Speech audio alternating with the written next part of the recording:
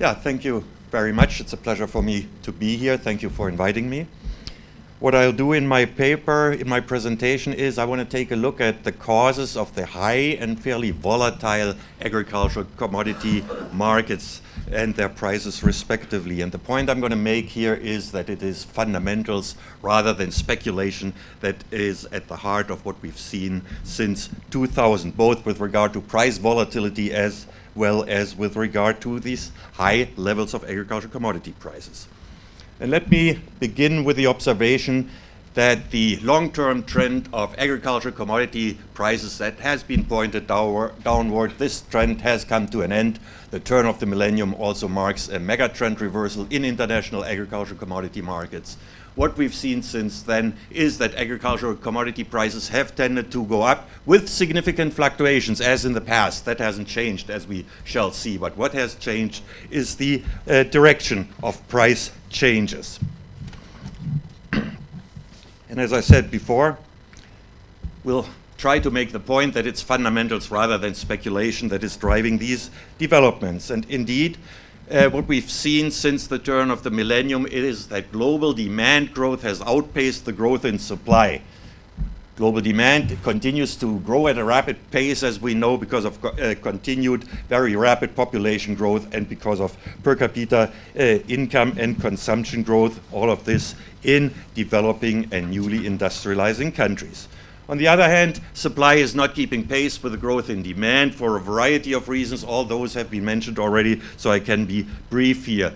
One of them is land is limited, water is limited, energy is becoming more expensive, and then there is declining productivity growth in world agriculture, and by productivity growth here I mean a growth in yields in world agriculture. From the 1960s through the 1980s we were at around 4% annual yield growth. We are now down to a little more than 1%, and in the European Union, where we've done such a thorough job at neglecting productivity growth, we are down to only 0.6% annual productivity growth, which incidentally has a few consequences. One of them is that the European Union has become one of the largest net importer in food and agriculture. When you break it down to the commodity level, when you eliminate the value added in animal production and of our food industry.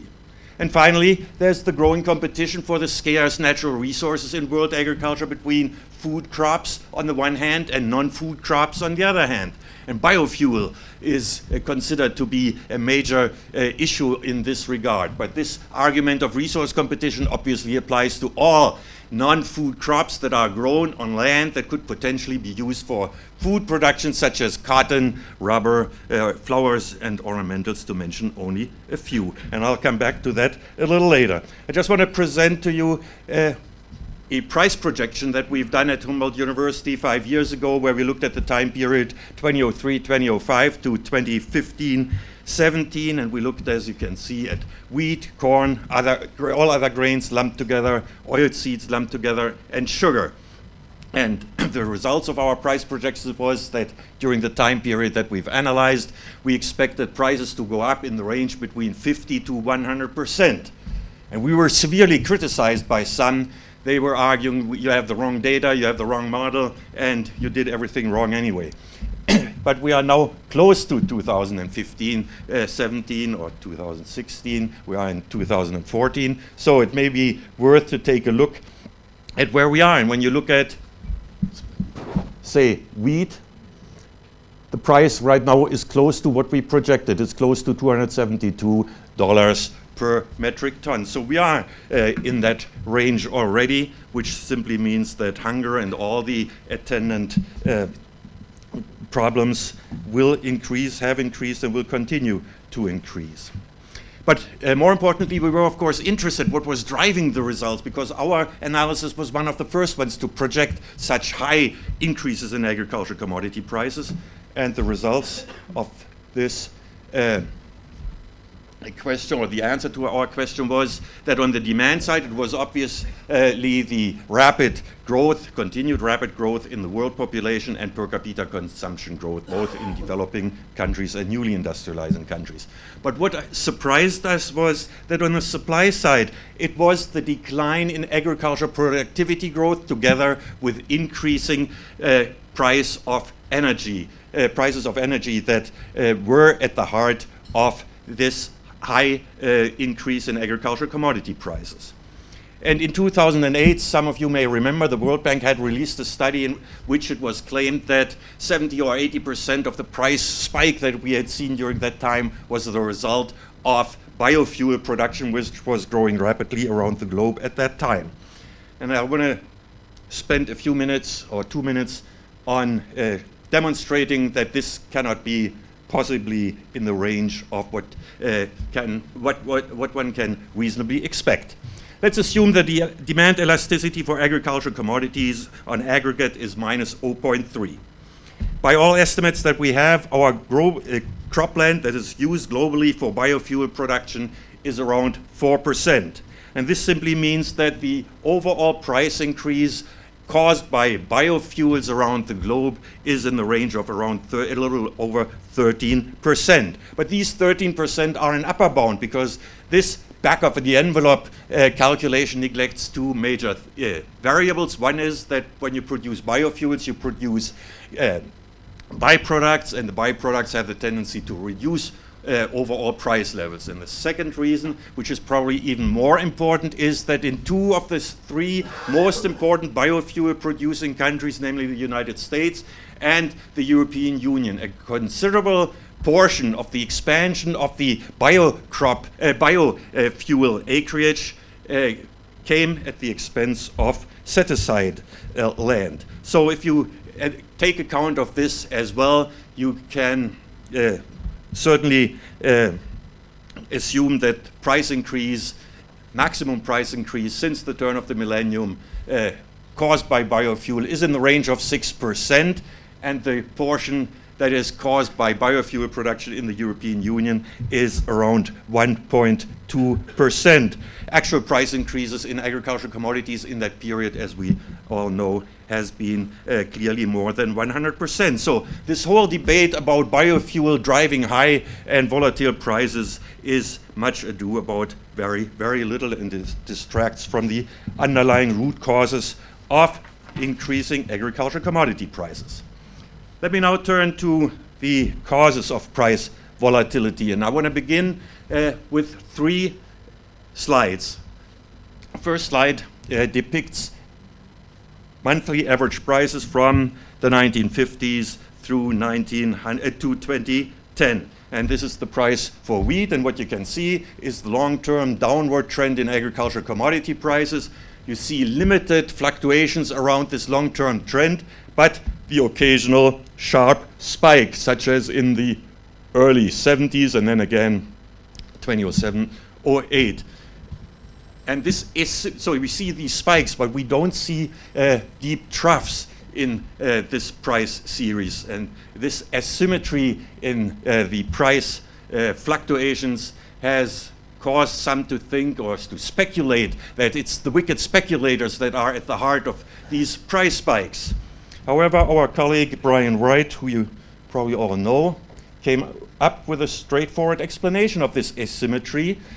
What you see here is the demand for present consumption, which is fairly inelastic, and then you add to this the demand for future consumption, which is the demand for storage, which is fairly elastic. So once, when you have enough stocks are large and you have a production shortfall, that this results in limited price increases. However, when you are back here, when stocks are low, then the upward price movement is much more significant. And the third slide that I would like to present is the following. This also depicts monthly average prices between 1958 and 2010. And as you can see, there are a number of different volatility measures that have been calculated, but as you can see, there is no clear-cut upward trend in this price series. In fact, there were times when prices were much more volatile than they are now, such as in the early 1970s. So we did try to explain the price volatility that we've seen, and we started with the price spike between January 2007 and July 2008. And we used a simple partial equilibrium model with isoelastic supply and demand functions. And we did this analysis for wheat, for maize, for corn that is, and for soybeans. And our model consisted only of supply and demand determining variables and their changes during the time of our analysis. And when you look at the numbers, then you see down here what we observed. Price increase during that time of 87%. What we could explain with our simple partial equilibrium model was 78%. So there was no major unexplained rest where we could again start to speculate whether it was speculation that was causing it. And when you look at the most important variables that mattered in this regard, it was transportation cost and the price of oil. Both went up significantly during that period of time. The other variables were of limited effect, except for the exchange rate, which has just been mentioned. And I've spent enough time at the University of Minnesota talking to Ed Shu, so that's why we included the exchange rate, and we're not surprised to find that indeed the exchange rate matters. The other variable that we found that mattered in wheat was the export restrictions that were imposed during that period of time by some East European countries and some other countries. But what surprised us was that production had a negative impact on the price increase. The conventional wisdom at that time was that in 6 out of the 7 preceding years there had been a global production shortfall, stocks were low, and exactly in this situation there was detrimental weather in southeastern Europe and Australia, which was correct. However, in other parts of the world yields were high, which more than compensated for the poor yields in the areas that I've mentioned. And also, we were not surprised to see that biofuel production during this short period of time had only a very limited effect on this price spike. And let me now turn to one of the other markets that we analyzed. That's the market for corn, and the results are by and large similar. We have we saw a 116% increase in prices during the time period that we analyzed. What we found was a 112% increase, so essentially, again, this is a very good explanation of this price spike, and again, it was the price of oil and transportation costs that were driving the results. Exchange rate had an impact. Export restrictions didn't have as much an impact as they had in wheat, for the simple reasons that wheat exporting countries mostly were imposing the export restrictions, and bioenergy production had a somewhat more pronounced effect on high prices.